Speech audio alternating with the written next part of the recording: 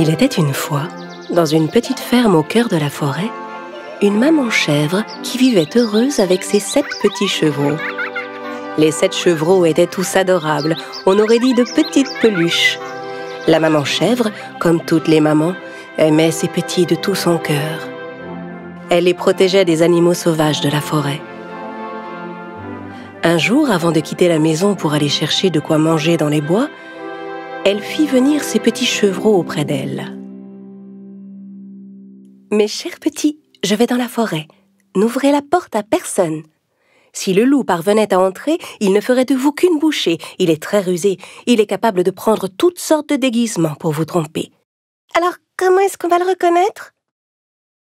Le loup a une grosse voix. Moi, j'ai une voix douce. Vous le reconnaîtrez tout de suite à sa grosse voix. » La mère s'apprêtait à partir quand elle se rappela autre chose. Elle se tourna vers ses chevreaux. « Ah, encore autre chose. Les pattes du loup sont noires. Les miennes sont blanches. Vous pouvez le reconnaître à ses pattes. » « Ne t'en fais pas, maman. On sait se protéger, tu sais. Tu peux compter sur nous, maman. » La mère embrassa chacun de ses petits et partit dans les bois. Mais le loup les avait épiés de loin. Quand il vit la chèvre partir, il attendit un instant. Puis il s'approcha de la maison et frappa à la porte. «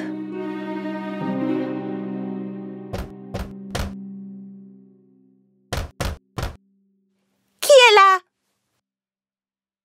Ouvrez la porte, mes petits.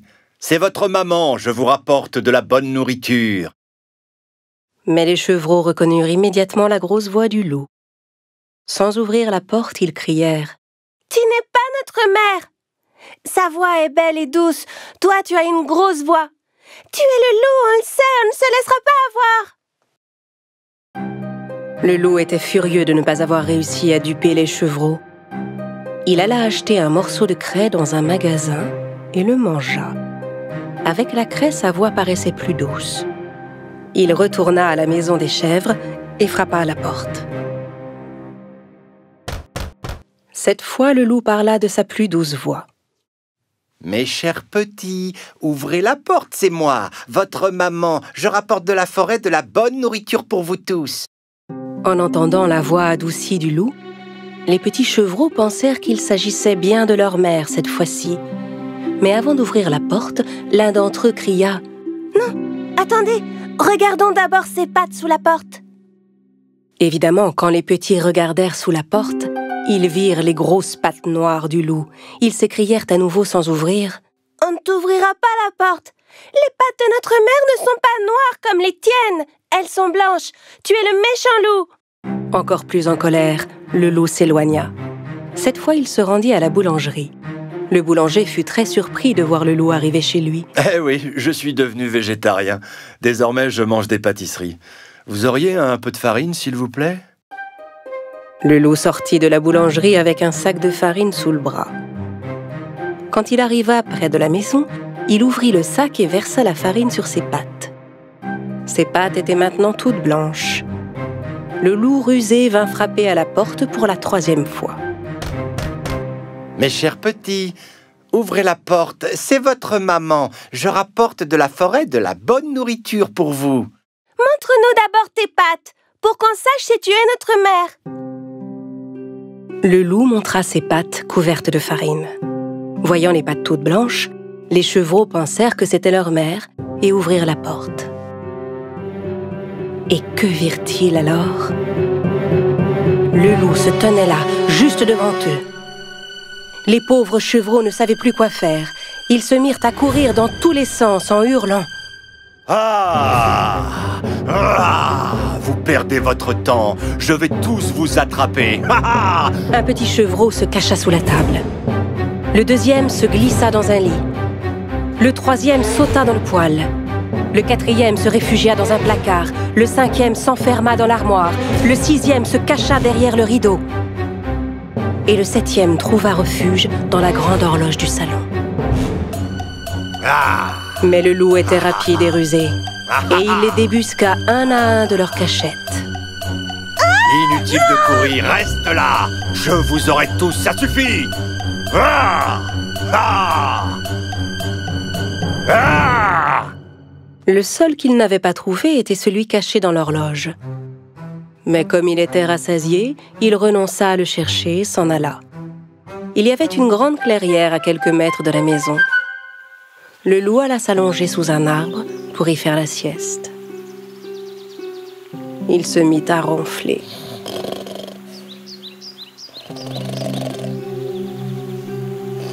Peu de temps après, la maman chèvre rentra chez elle. Dès qu'elle vit la porte ouverte, elle sut qu'il était arrivé quelque chose et se précipita vers la maison. Oh, mes chevreaux! Oh!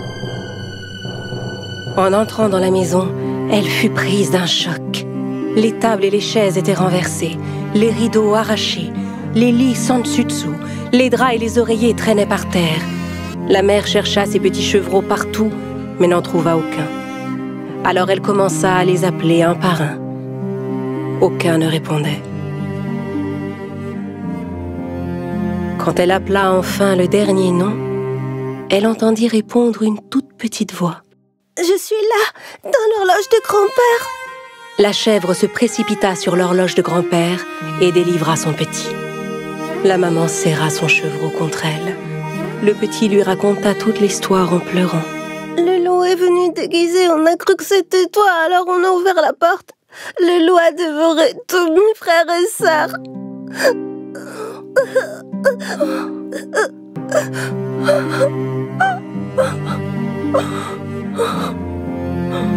La mère était bouleversée.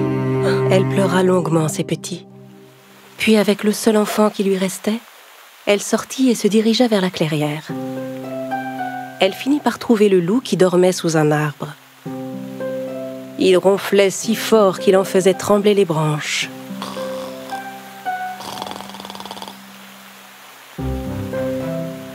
La chèvre observa le loup un instant. Elle remarqua que quelque chose bougeait à l'intérieur de son ventre. « Oh, mais est-ce que mes petits pourraient être encore en vie ?» Soudain, elle eut une idée. Elle dit à son petit « Va chez nous et rapporte-moi une aiguille, du fil et des ciseaux. » Pendant que le petit filait à la maison, la mère ramassa par terre 6 gros cailloux. Un instant plus tard, le petit revint avec du fil, une aiguille et une grande paire de ciseaux. Avec les ciseaux, la chèvre ouvrit le ventre du loup. Aussitôt, elle vit apparaître un de ses petits, bientôt suivi par les 5 autres. Ils étaient tous sains et saufs. La maman avait enfin retrouvé la joie, et les petits se serrèrent contre elle avec bonheur.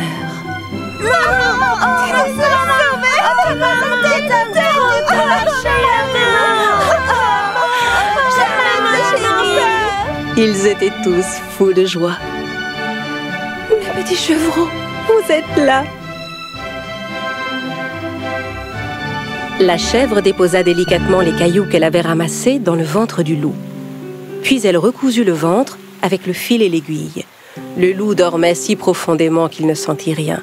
Il ne bougeait même pas. La maman et ses petits s'enfuirent rapidement. Quand il se réveilla, le loup se leva. Il avait mal au ventre. Il se dit qu'il avait dû manger trop de petits chevreaux. Et comme son ventre était plein de pierres, il avait très soif. Il alla à la rivière pour boire de l'eau. Mais tandis qu'il marchait, les cailloux se heurtaient les uns contre les autres. J'ai le ventre tellement plein et lourd. C'est comme si les chevreaux étaient tous devenus des pierres. Il voulut se baisser pour boire à la rivière. Mais les pierres étaient tellement lourdes qu'il perdit l'équilibre et tomba dans l'eau. Oh, oh, à l'aide! Vite, quelqu'un! Au secours, je me noie! Venez m'aider! Oh! Il avait beau appeler à l'aide, personne ne vint le secourir. Ne pouvant supporter le poids de ses cailloux, il finit par s'enfoncer dans les profondeurs de l'eau. Alertés par les cris, la chèvre et ses petits accoururent à la rivière. Oui, le loup est mort! Le loup est mort! Youpi! Bien rappelé, méchant loup! Main dans la main, ils se mirent à sauter et à danser tous ensemble. À partir de ce jour, la chèvre et ses petits vécurent heureux et en paix, dans leur petite maison au cœur de la forêt. Dans une forêt vivait un frêle petit rat. Il avait tellement peur du renard, du loup et de son ombre même, que dès que le vent faisait craquer une petite branche, il filait se cacher dans le premier trou qu'il trouvait. C'est pourquoi tous les autres animaux de la forêt se moquaient de lui.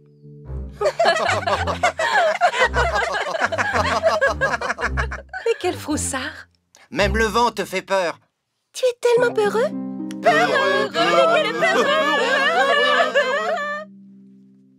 Un jour, le rat rassembla tout son courage et alla trouver le roi de la jungle, le lion. Le lion venait de finir son déjeuner et faisait une petite sieste devant sa grotte. Les animaux de la forêt étaient tous curieux de comprendre ce que leur ami le rat avait en tête. Le rat grimpa le long de la queue du lion et se hissa jusque sur son dos. Puis il fit signe à ses amis avec un regard assuré. Il avait beau trembler de peur, il faisait tous ses efforts pour ne pas le montrer. À cet instant, le lion se réveilla. Il se mit à s'ébrouer et fit tomber le rat. Le lion et le rat étaient face à face. Tous les autres animaux étaient très inquiets.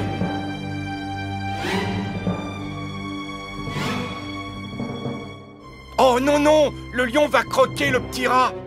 Quel cran! Quel courage tu as! Mais qu'est-ce que tu faisais sur mon dos? Ô grand seigneur de la jungle, je vous en prie, ne me dévorez pas. Je suis la créature la plus craintive et la plus vulnérable de toutes les créatures de la forêt. Je passe ma vie entière à avoir peur de tout et de n'importe quoi.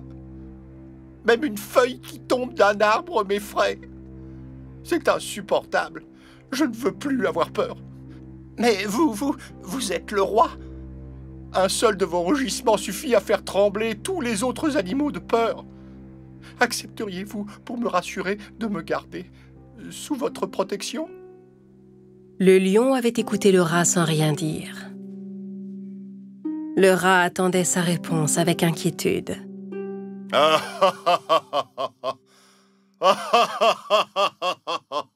Et pourquoi t'aiderais-je? Hein? Donne-moi une seule bonne raison de ne pas te manger sur le champ. Un jour, je vous retournerai la faveur, je vous le promets. Qui sait?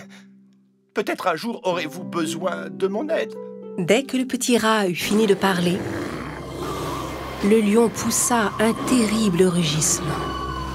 Comment un minuscule petit rat comme toi pourrait m'être de la moindre utilité? Mais en voyant le pauvre petit rat trembler devant lui, le lion décida de ne pas le manger. Tu as de la chance, je n'ai plus faim. Et maintenant file, hors de ma vue. Le rat obéit et fila se cacher loin du lion. Tous ses amis qui avaient assisté à la scène étaient tout étonnés. Quelque temps plus tard, le lion, qui avait faim, décida d'aller faire un tour dans la forêt.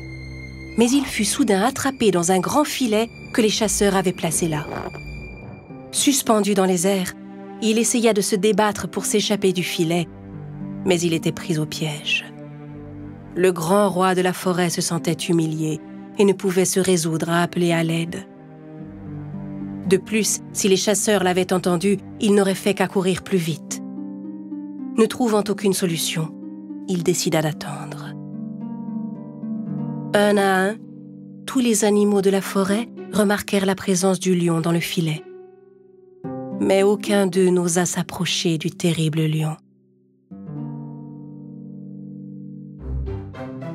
Le rat qui passait par là aperçut le lion à son tour et décida aussitôt de lui venir en aide.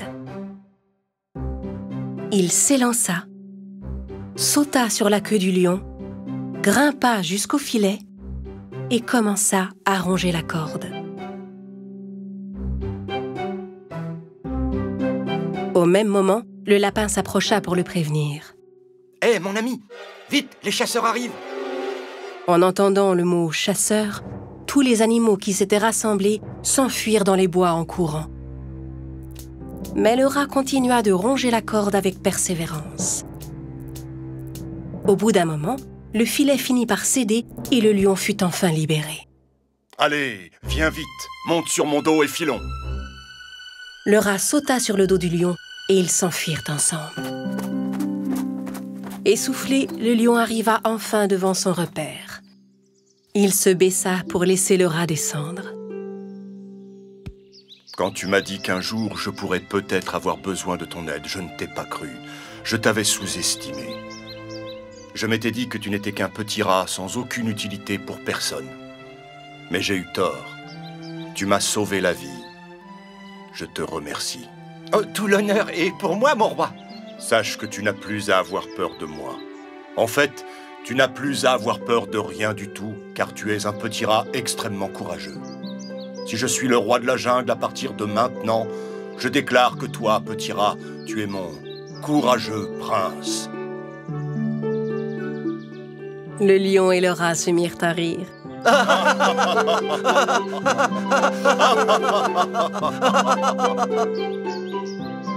Tous les animaux qui les avaient écoutés de loin accoururent pour applaudir le courage du brave petit rat. Le lion et le rat devinrent les meilleurs amis du monde et vécurent paisiblement dans la forêt.